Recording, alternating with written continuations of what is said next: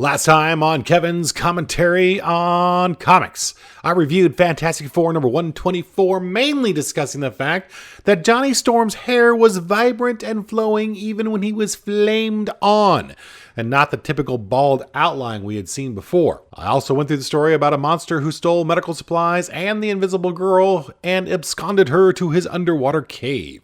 Will she survive? Will Johnny get a haircut? Only his hairdresser knew for sure, but now you will know once you stay tuned.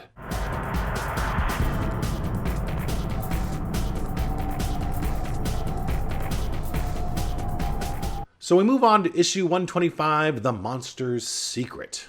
We open again with kind of a reshot of the last panel from the previous issue. Another great shot of Sue almost drowning or starting to drown.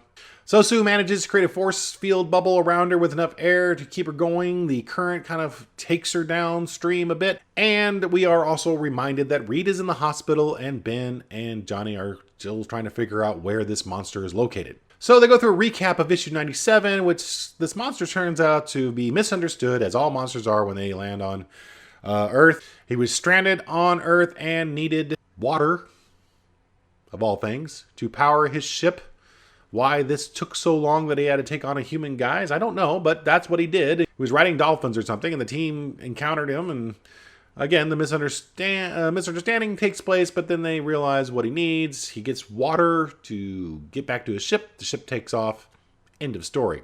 That's the recap of issue 97. Back to the water. Sue is running out of air, but then the monster shows up and blocks the current from having any more water come in, and thus saves Sue. Why? Well, we don't find out for a few pages because Reed wakes up again and again feels he's got to go and save Sue. And Reed does actually manage to escape the hospital this time, creating a sail-like shape out of his body and starts making his way across the city, where he finally sees the Human Torch and follows him and Ben to the lake location where Johnny last saw the monster and Sue together. Why it took this long for them to get back here, I don't know. I'm not really sure what the whole point of going through the Visi files. They knew it was a monster. They knew he kidnapped Sue. They knew the last spot. And they ended up going back there anyway. Seemed like kind of a waste of time. But hey, you got to fill those pages, right? So Reed goes a little nuts thinking he has to be the one to save Sue. Knocks himself out against the thing's hand.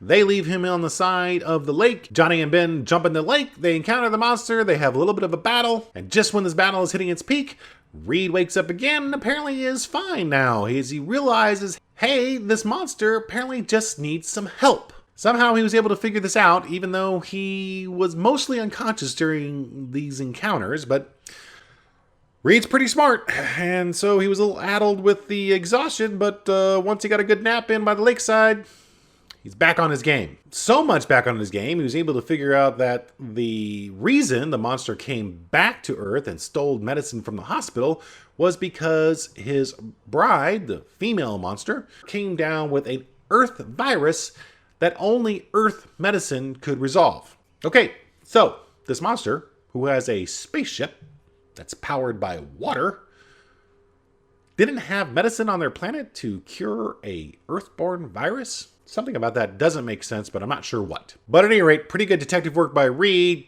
considering he has been unconscious, like I said, for most of these last two issues. So the monster returns Sue, and he and his mate rocket back to the stars. Reed and Sue say something profound about the differences between people, and the story is done. So, regarding Johnny's hair, like I said before, in the very next issue, back to the normal bald-looking head of the Human Torch. No more L'Oreal-looking hair. It just went there. So like I said, I guess this was just a failed experiment on Buscema's part. Fortunately, the man has passed away, so we will never probably know exactly what he was going for with this hair experiment. So how'd you like the hair? Think it should have stuck around? Let me know in the comments below. In the meantime, I'm Kevin. That was my commentary.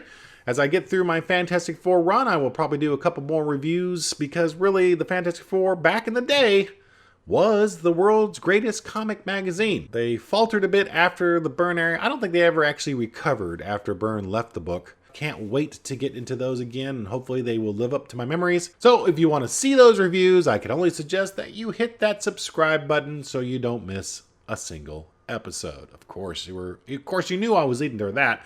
I end these things always with begging you to subscribe to my channel. So please do that.